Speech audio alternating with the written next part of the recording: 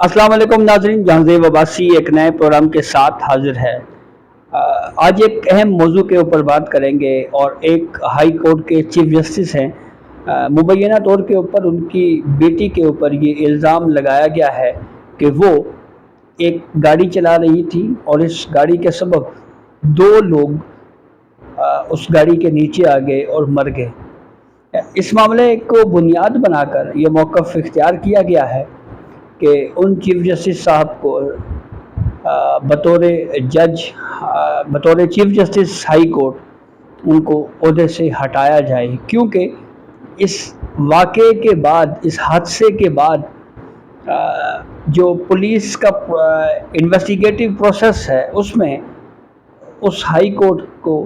जो है वो उसका असर रसूख इस्तेमाल किया गया है ताकि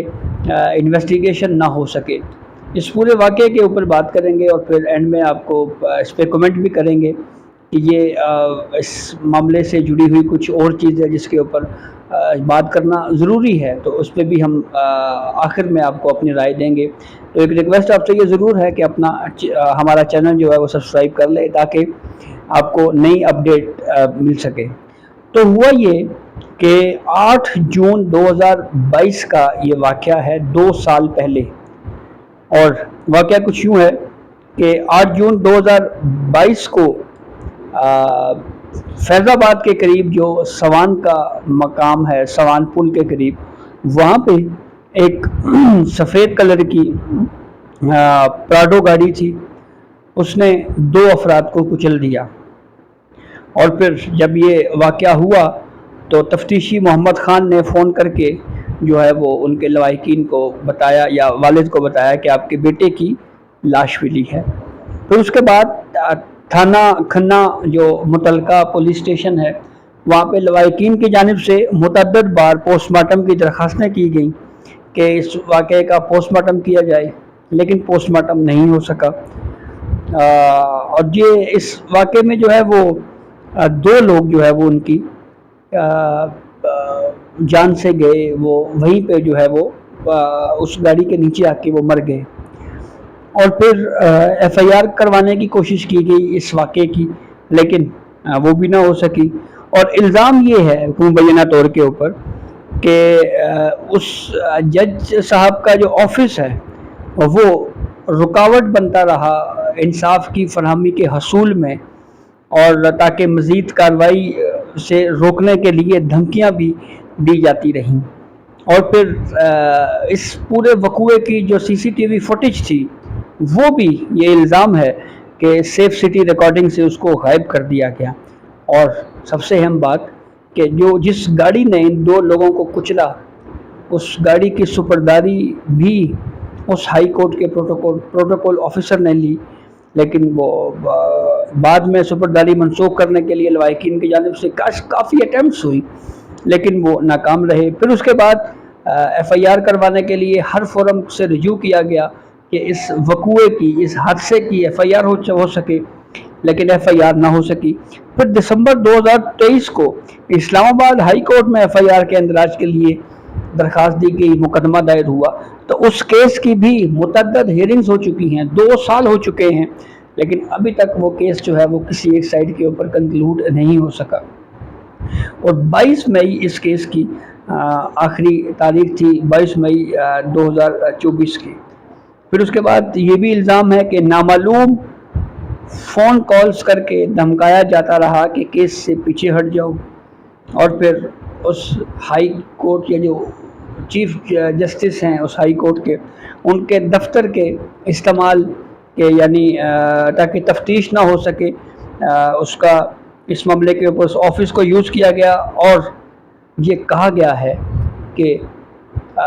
उस हाई कोर्ट के जो चीफ जस्टिस साहब हैं उनको ओहदे से हटाया जाए, क्योंकि उन्होंने अपने इख्तियारात का गलत इस्तेमाल किया है। और उस इख्तियारात के गलत इस्तेमाल की वजह से जो है वो जो इन्वेस्टिगेशन का जो प्रोसेस है या जो तफ्तीश का निज़ाम है, जिस तरह से तफ्तीश होनी चाहिए थी,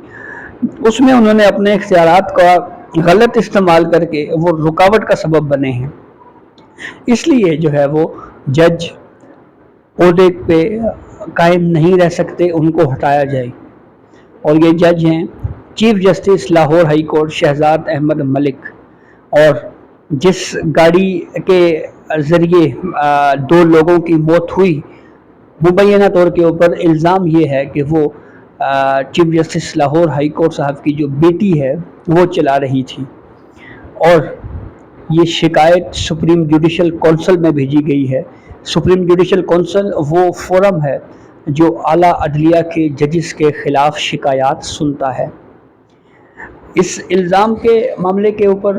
اگر ہم مزید بات کریں تو اسلام آباد ہائی کورٹ میں جو کیس پینڈنگ رہا، اس پہ بھی سوالات اٹھائے گئے ہیں اس کمپلینٹ میں، اور یہ کہا گیا ہے کہ اسلام آباد ہائی کورٹ میں بھی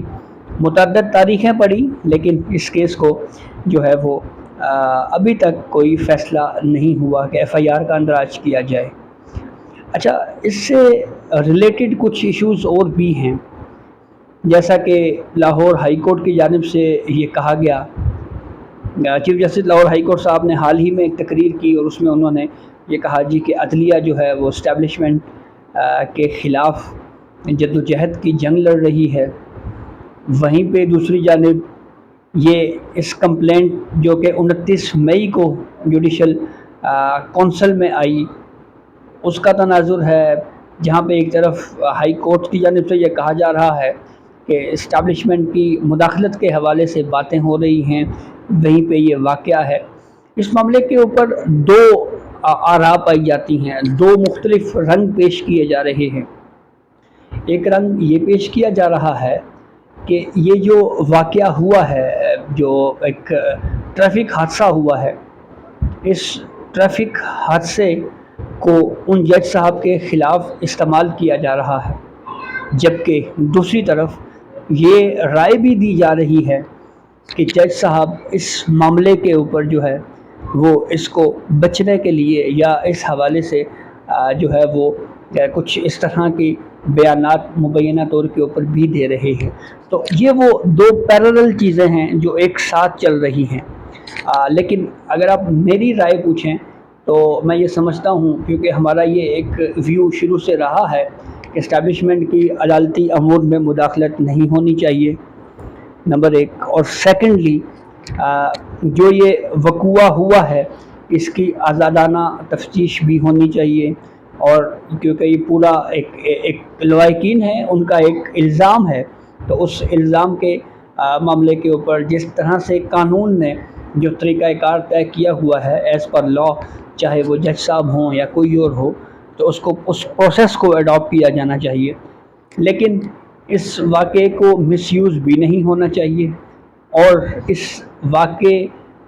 کی بنیاد کے اوپر جو ہے وہ کچھ اور بھی نہیں کرنا چاہیے۔ تو اب جوڈیشل کونسل میں یہ معاملہ ہے، اب دیکھنا یہ ہے کہ سپریم جوڈیشل کونسل اس ایشو کو اگر ٹیک اپ کرتی ہے تو کیا ہوتا ہے۔ میں نے کل ہی ایک انفارمیشن آپ کو دی تھی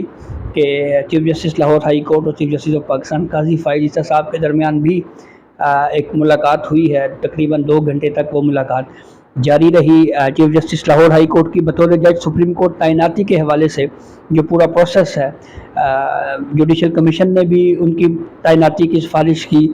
پھر ججز تقرری برائے پارلیمانی کمیٹی نے بھی اس کی منظوری دی، اب نوٹیفیکیشن آنا ہے اور پھر اس کے بعد اوتھ ٹیکنگ ہونی ہے۔ تو اب یہ پروسیس عید کے بعد ہی ہوگا، کیونکہ اب چھٹیاں ہیں، تو اس کے بعد دیکھنا یہ ہے کہ یہ صورتحال کس طرف جاتی ہے۔ تو یہ بہرحال اب تک کی اپڈیٹ تھی جس سے ہم نے آپ کو آگاہ کیا، بہت شکریہ۔